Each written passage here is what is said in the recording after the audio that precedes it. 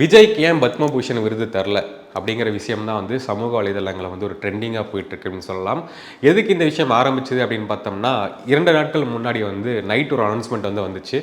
அஜித்குமார் அவர்களுக்கு வந்து பத்மபூஷன் விருது வந்து தரப்போகிறோம் அப்படிங்கிற அனௌன்ஸ்மெண்ட் வந்து வந்துருந்துச்சு.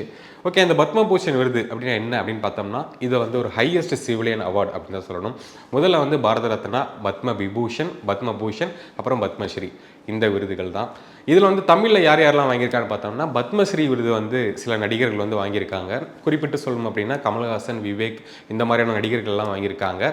பத்ம விபூஷன் விருது வந்து பெற்ற ஒரே நடிகர் வந்து சூப்பர் ஸ்டார் ரஜினிகாந்த் அவர்கள் மட்டும்தான். இந்த பத்ம பூஷன் விருது வந்து நிறைய நடிகர்கள் வாங்கியிருக்காங்க. இதில் வந்து 5ஆவதாக இணையராது நடிகர் அஜித்குமார் அவர்கள்.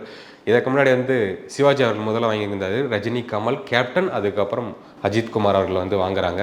இந்த விருது கொடுத்தோன்னா வந்து வந்த விமர்சனங்கள் எல்லாமே வந்து அஜித்குமார் அவர்களுக்கு எதுக்கு விருது அப்படின்னு ஒரு விமர்சனம் வந்துச்சு. அதையும் தாண்டி விஜய்க்கு ஏன் தரல அப்படின்னு பேச பொருளாச்சு. ஏன் அப்படின்னா, விஜய் அவர்கள் வந்து போன வருஷம் வந்து கட்சி ஆரம்பிச்சிருந்தாரு, ஒரு மாநாடு போட்டார், ஒரு பிரச்சனைக்கு எதிராக வந்து குரல் கொடுத்தாரு. அப்படிங்கிறனால விஜயை வந்து ஓரம் கட்டணும், கட்சியிலேருந்து கொஞ்சம் செயல்பாடுகளை கம்மி பண்ணணும் அப்படிங்கிறதுக்காக அஜித் வந்து ஒரு பக்கம் வளர்த்தி விடுறாங்க அப்படிங்கிற விமர்சனம் தான் வந்துச்சு. ரீசெண்டாக நடந்த அஜித்குமார் அவர்கள் கலந்துக்கிட்ட ஒரு ரேஸ் வந்து துபாயில் நடந்த 24 ஹவர்ஸ் ரேஸில் வந்து கலந்துக்கிட்டாரு. அதில் வந்து 3வது இடமும் பெற்றிருந்தார்.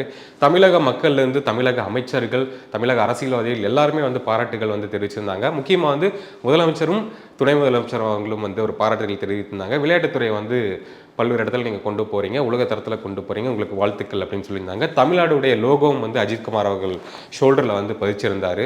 ஸோ தமிழ்நாட்டுக்கே இது பெருமை அப்படின்ட்டு நிறைய பேர் வந்து விஷ் பண்ணியிருந்தாங்க. ஸோ அஜித்குமார் அவர்கள் என்ன செய்தாலுமே ஆளும் கட்சியினர் வந்து பாராட்டுறாங்க.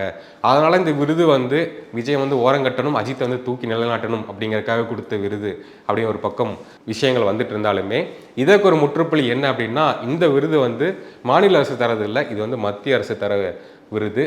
இந்த பத்மா விருதுகள் வந்து சொல்லணும் அப்படின்னா, எந்த துறையில் இருந்தாலும் அதில் வந்து சிறப்பாக பணியாற்றியவர்கள், ஒரு சிறப்பான ஆளுமைகளுக்கு மட்டும்தான் இந்த விருது வந்து தராங்க.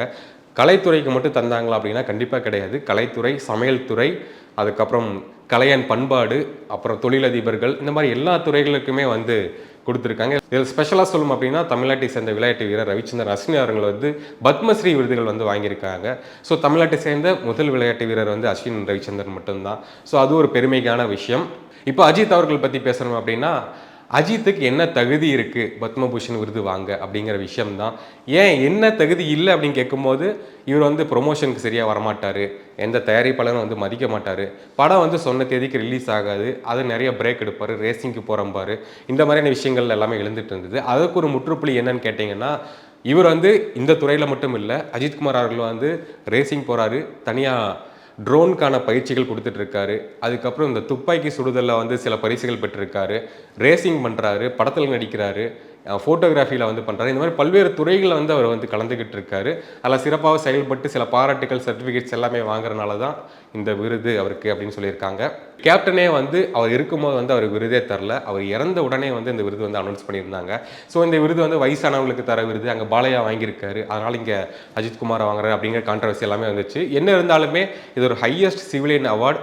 இந்த அவார்டு வாங்குறதுக்கு வந்து ஒரு தனியான ஆளுமை இருந்தால் தான் வாங்க முடியும். இதில் என்ன கம்பேரிஷன்னா, விஜய் வாங்கலையா, புரட்சி தலைவர் எம்ஜிஆரே வாங்கலையே இந்த விருது, அதுக்கப்புறம் விஜய் வாங்கின என்ன வாங்காட்டி என்ன அப்படின்னு விஜய் ரசிகர்கள் பேசினாலுமே, எம்ஜிஆர் அவர்கள் வந்து உயரிய விருதான பாரத ரத்னா விருதையே வந்து வாங்கிட்டாரு. அதுக்கப்புறம் தான் இந்த பத்மபூஷன், பத்மஸ்ரீ அப்படிங்கிறது எல்லாமே. அதுவும் இந்த விஜய் ரசிகர்களுக்கு வந்து நான் எடுத்து சொல்லணும் அப்படின்னு நான் விரும்புகிறேன். அஜித் வாங்கின விருதுக்கு வந்து சில பாராட்டுகளும் சில விமர்சனங்களும் விஜய் மேலேயும் எழுந்திருக்கு அப்படின்னு தான் சொல்லணும். என்னென்னு அப்படின்னா, அஜித் அவர்கள் வாங்கின விருதுக்காக வந்து முதலமைச்சர் அவர்களும் ஒரு ரியாக்ஷன் கொடுத்துருந்தாங்க. என்ன அப்படின்னா, கட்சி ஆரம்பித்த உடனே வந்து எல்லாரும் முதலமைச்சர் ஆகணும் அப்படின்னு கனவு காண்றாங்க. அது வெறும் பகல் கனவாக தான் போகும். நாங்கள் தான் வந்து 200 தொகுதிகளும் ஜெயிக்க போகிறோம், எங்கள் ஆட்சி தான் மீண்டும் மலரப்போகுது அப்படின்னு வந்து சொல்லியிருக்காரு.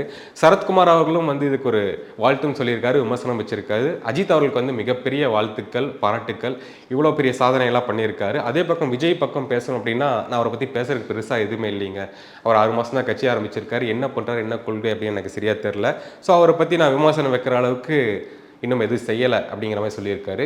இது எல்லாமே கடந்து ஏகே அவர்கள் வந்து ஒரு விஷஸ் வந்து போட்டிருக்காரு, ஒரு தேங்க்ஸ் கிவிங் அறிக்கையை வந்து கொடுத்துருக்காரு. என்னென்னு பார்த்தோம்னா, என்னுடைய ஃபேன்ஸ்னால தான் இது ஆச்சு, இந்த பத்ம விருதுகள் வாங்குறது வந்து எனக்கு ரொம்ப பெருமையான விஷயமா இருக்குது, என்னுடைய வெல்விஷர்ஸ், என்னுடைய ஃபேன்ஸ் நினச்சனால தான் இது வந்து நடந்திருக்கு அப்படின்னும் ஒரு தேங்க்ஸ் கிவிங் அறிக்கையை வந்து கொடுத்துருக்காரு. ஸோ தமிழகத்தை சேர்ந்த தமிழகத்தில் 5வது நடிகராக வந்து அஜித்குமார் வாங்கினதுக்கு வந்து நிறைய பாராட்டுகள் வந்துக்கிட்டே இருக்குது. விஜய் ஏன் வாங்கலன்னு வந்துக்கிட்டே இருக்குது. பத்ம விருதுகளுக்கு வந்து அஜித்குமார் தகுதியானவரா இல்லையா அப்படின்ட்டு கமெண்ட் பாக்ஸில் வந்து கமெண்ட் பண்ணுங்கள். இத்துடன் இந்த வீடியோ முடியுது. தொடர்ந்து பாருங்கள், எங்களை சப்போர்ட் பண்ணுங்கள். தேங்க்யூ ஃபார் வாட்சிங்.